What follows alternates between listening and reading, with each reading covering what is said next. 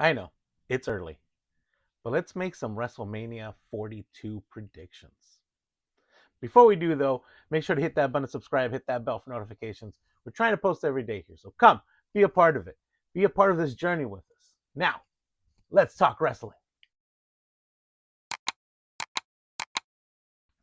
I know it's only November, but especially considering what just happened on Monday Night Raw with those big returns and those big names just back on the radar, I feel like WWE is starting to ramp up to WrestleMania season. And it kind of is, right? Because we have Survivor Series War Games in a few weeks. And then we have that December lull that we usually get before the Royal Rumble. But we'll have John Cena's retirement during that time. So that'll kind of hold us off. And then, yeah, like I said, it's Royal Rumble time. And before we know it, we're back in Vegas for WrestleMania 42. So I have WrestleMania on my mind. We're going to make some WrestleMania match card predictions. Some of these, I would admit, might just be like matches that I want to happen that I don't think WWE would make happen. But and there isn't very much of a story there either. But I think they'd be fun matches to have. So I'm throwing them in here anyway. So I have 16 matches. Usually WWE goes with 7 matches a night for a total of 14 matches based on what I've seen. They go like 12 to 14 around there. But I have 16 of which I don't know. Maybe some will happen, maybe some don't. So let's get into it. Let's just have fun with it. Starting off, I know we've done this before. I know we've done this multiple times, but it's never not fun. And I feel like because Ray might be close to retiring, I feel like honestly, he hasn't said it, but I feel like next year might be his last year. And maybe WrestleMania might be his last WrestleMania.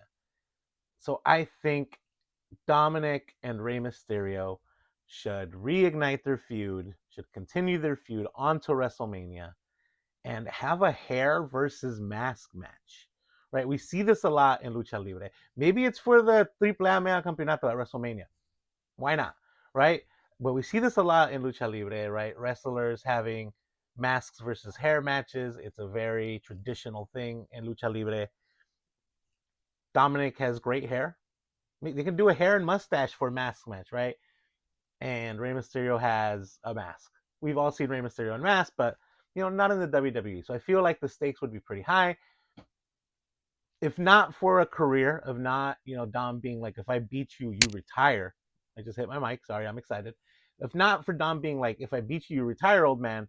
At least let's do a hair versus mask match as we kind of wind down on Rey Mysterio's career, right? And we can make this be, a no holds barred match, a hardcore match, whatever you want to call it. But I think it would be a very fun match to see at this upcoming WrestleMania.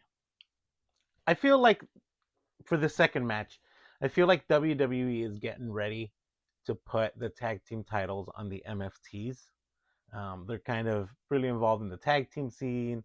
They're, constantly, um, I guess they've stopped for a bit, but in prior weeks they had been, interrupting the Wyatt Six and being interrupted by the Wyatt Six, and then the Wyatt Six kind of went away. So we've kind of paused on that, and we have this weird like feud they have with the Motor City Machine Guns and Penta and Sami Zayn and others. I don't remember who else is in this, but I feel like we're just getting ready for the Wyatt Six to return, and then we're gonna put those tag team belts on the MFTs. Like maybe the Wyatt Six interrupts their match this coming week, and then the MFTs versus the Wyatt Six for the tag titles, and then we're gonna put them on the MFTs. So I feel like the MFTs are gonna carry those titles onto WrestleMania of next year, and especially considering their current feud with with Ray Fenix and others. Spoiler. I feel like Ray is gonna go and find himself a tag team partner, and who better than his brother Penta El Cero Miedo, right? He's also kind of has no direction. Like, yeah, he's in the John Cena retirement tour match, which means he'll be wrestling this Friday night on SmackDown, where his brother is. So maybe that's where we can reunite them. But for WrestleMania 42, I think a match that can happen, that we can have, it's kind of not hard to build towards, would be Rey Fenix and Penta Cero Miedo versus the MFTs for those tag team titles, whichever ones are on Raw. I always forget which are which, or I'm sorry, on SmackDown, the SmackDown tag team titles, whichever ones those are. So Penta and Rey versus the MFTs. I think this match would be great. Just seeing Penta and Rey together again, right? Um, they've made a career being a tag team, and I've liked Penta's singles run, but I wouldn't hate a tag team for Penta and Rey, especially because Rey kind of has had no direction. Like his solo run has been kind of slow, and kind of just to help each other out, put the tag team titles on them, and then we can go their separate ways after a while again, right? But Penta and Rey against the MFTs for those tag team titles. I think Drew McIntyre obviously needs a WrestleMania match. Last year, he missed out on WrestleMania. Did he miss out on WrestleMania? No, he had a match against Damian Priest, I think, right? But the guy, he's had several good years, um, and he absolutely had a good year this year. He's currently in the middle of a feud with Cody Rhodes. I think he'll ultimately have one more match with Cody Rhodes for that title and lose. Maybe it'll be at the Royal Rumble. Maybe it'll be before then. He'll have one more title match against Cody Rhodes. He's gonna lose, and I think Jacob Fatu comes back, and it's discovered that it was Drew McIntyre that attacked Jacob Fatu. Listen, I don't want this to be the case. I want Cody Rhodes to be the person to have attacked Jacob Fatu, but I don't think that the WWE is willing to pull that trigger. So I think when Jacob Fatu comes back, we just discover that Drew McIntyre is a liar and he was the person who attacked Jacob Fatu. So Jacob Fatu comes back to attack Drew McIntyre, and we have the big blow off match at WrestleMania. Listen, this match would be great, right? And we don't really need a title for this match to be amazing. Drew McIntyre can go. And we love Jacob Fatu on this channel. Jacob Fatu can absolutely go because I don't know if you guys know this. He's all gas, no brakes. Yeah, I mean. So yeah, Drew McIntyre versus Jacob Fatu. Maybe, I don't know, maybe we can have a steel cage match or a Hell in a Cell match, First Blood, something like that, right? Like it needs to be, especially if we're revealing that Drew McIntyre was the person who attacked Jacob Fatu and took him out for a bit. Maybe an ambulance match, right? Why not? We haven't had one of those in a while. But some sort of stipulation like that allows them to be really physical, to like really just lay into each other and really make it be, a blood feud. So Jacob Fatu against Drew McIntyre at WrestleMania 42 in an ambulance match. Two guys that might be headed in weird directions right now. Like they're both still kind of relevant. I mean, one more than the other, but it's kind of unclear which way they're going right now. Are Jey Uso and LA Knight? Yeah, and I think one of these guys is going to turn heel before April of next year, right? Jey Uso has been showing kind of signs of heelish ways. I even somehow like somewhat predicted during this last episode or the last video that I uploaded that at Survivor Series War Games he might be turning heel and joining the Vision. I don't know. LA Knight's kind of in the same ballpark, right? Like he's kind of just there. He has no directions. His push has been dropped. Like we've killed this push at this point. He is still in the John Cena retirement tour. He's not going to win. So he has every justification to turn heel.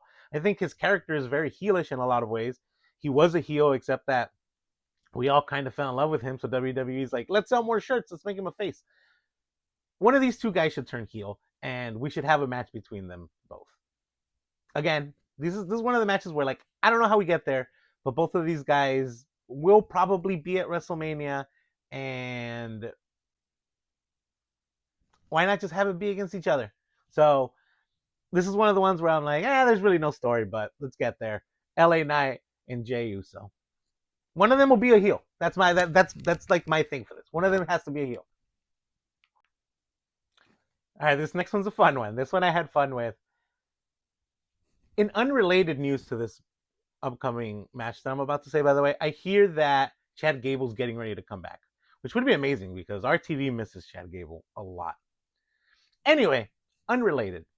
I think there is no way around at WrestleMania 42 having a Grande Americano versus Grande Americano match. Right? I don't know how you guys feel about it, but I feel like Grande Americano has looked a little bit different in the past as he has recently. And why is that? The WWE hasn't addressed that. So I feel like between now and WrestleMania, something's going to happen where maybe we'll have two Grande Americanos in the WWE, and there could only be one, right? In the great myth of El Grande Americano. Listen, I remember when my grandfather was a little boy, and he told me about El Grande Americano. It was only one. There was only ever one Grande Americano. So if all of a sudden we see two, one has to go. So I feel like at WrestleMania, we will get a Grande Americano versus Grande Americano match. Oh, I mean, how fun would that be, right? If two Grande Americanos who honestly wrestle very differently and look. Listen, I'm not saying that there has been two. I'm just saying in the past there was a Grande Americano that was much shorter and stockier and wrestled very differently than what we're seeing now. I don't know if he stretched out or he thinned out. I don't know what happened, but they look different. So I'm just going to make an assumption that there's two Grande Americanos, and maybe one will reveal himself later. Anyway. Unrelated news, though, I can't wait for Chad Gable to come back. All right, our current women's champion. Again, I can't keep up with all the names for these titles. But our current women's champion on SmackDown, the big championship, is Jade Cargil. And I think she'll retain it until WrestleMania, right? Like there aren't really many contenders right now for her title. Like maybe Charlotte Flair, but she's off doing her own thing with Alexa Bliss. And although they're not champions right now, like they're still kind of feuding with Lash Legend and Nia Jax. So I feel like that'll continue for a bit. But I think Jade Cargill holds on to her title until WrestleMania, where she gets a match. She has a match against who I think will win the Women's Royal Rumble in January, and that is a returning Bianca Belair. Right? Bianca Belair and Jade Cargill and Naomi had that friendship that broke up because Naomi turned heel and attacked Jade Cargill, and then Jade Cargill and Naomi had their match, and in that time, Bianca hurt her finger and Naomi got pregnant. So we never had like a big blow off between all three of these people. Since Bianca's been gone, Jade has turned heel. Bianca left as a face. She's probably come back as a face. And I feel like she needs to have a match against her ex-friend, right? One of the two of the big three having a match. Unfortunately for us because we love her and we love her wrestling. Fortunately for her because she's off being a mom, Naomi will still be out during WrestleMania of next year. So she can't be a part of this match. Otherwise, I'd make it a triple threat match, honestly. But my prediction for that title that Jade Cargill's holding at WrestleMania is going to be Jade Cargill against Bianca Belair. And yeah, I want to see this. I want to see this because they're both powerhouses. Jade has gotten significantly better in ring. Her promo skills have gotten better. But I think we need to have this match be a WrestleMania match. I think it would be a fun match to see. Bianca Belair just doesn't have bad matches. Like I said, Jade Cargill has gotten significantly better. So let's do it. Let's have this blow off match at WrestleMania for that title. And I'd honestly have Jade Cargill win it. I think a fun match that I want to see. This is another one where there is no story, but maybe we can have Logan Paul go out there and be like, I belong at WrestleMania, but I don't have a match. Open challenge anyone back there who wants to step up. Let's do it. Let's have a match. Me and you. Let's give you your WrestleMania moment. Open challenge. And then who opens the challenge? No one else than Oba Femi. Well, Oba Femi to go in there and just crush Logan Paul. Like just toss him around the ring, make him look like an old toy, and just throw him up and down the ring, right? And just destroy him. Like don't even let him get any offense in. Let's have this the first time we see Oba Femi in the main roster too. Why not? Let's introduce him at WrestleMania. Let's have him squash Logan Paul, and just have him be this dominant figure that comes into WWE's main roster on day one. So again, no story here, but I think Logan Paul can just be like open challenge because Logan Paul's arrogant enough to do that at WrestleMania, and Obafemi answers the call and just destroys him. This is one of the ones that I kind of came up in the end that I was like, hey, what would be just a fun match to see, right? Like we had the 14 matches already, and I was like, let's add two more that would just be fun to see. So Logan Paul against Obafemi. I don't know how we're gonna get there, but let's get there, WWE. So let's round out night one. We're going to call what we've done so far plus this next match night one with obviously one of the big men's titles to main event WrestleMania. And I think that this would be who I think is going to win the Royal Rumble this year, especially because it's in Saudi Arabia. I think Sami Zayn wins the Royal Rumble this year, and his opponent for WrestleMania for his title match is going to be Cody Rhodes. So it'll be Cody Rhodes against Sami Zayn closing out night one of WrestleMania for the WWE Undisputed Championship. I love Sami Zayn. I think he absolutely deserves to win the title, not even a title shot. I think he absolutely deserves to win a major title. I don't think either of them needs to turn bad guy if WWE doesn't want them to for this match. I would like it if Cody Rhodes were the heel and Sami Zayn were the face for this. I don't think WWE will do that. Like I've said before, like I said earlier during that whole Drew versus Jacob Fatu thing. WWE just has too much at stake with Cody Rhodes being a face. So I think this will be a face versus face match for that title. Either way, I think these two guys can put on a great match, a hell of a match, even if it's a friendly feud where at the end of it all, when Sami Zayn wins, because I want Sami Zayn to win, when Sami Zayn eventually wins, we have Cody Rhodes raise his hand, we have this like babyface celebration, and no love lost between these guys. Just a friendly competition for the title where the best man make the best man win, and in my opinion, that would be Sami Zayn as our new WWE Undisputed title. Hey guys, Danny from the future here. I'm so sorry, but I had some technical difficulties, so I could only post half of today's video. So I don't want to make this a habit, but tomorrow you're gonna get a part two. Again, I'm so sorry. But since you made it this far, make sure to drop a like, make sure to drop a comment. Lay it on me, guys. I'm so sorry for making you guys sit through all of this and then give you a part two tomorrow. But night one of WrestleMania was fun. There are some really fun matches I came up for night two of WrestleMania. So please stick around, watch that tomorrow. Since you made it this far, like I said, drop a like, hit me with a comment. And until next time, peace.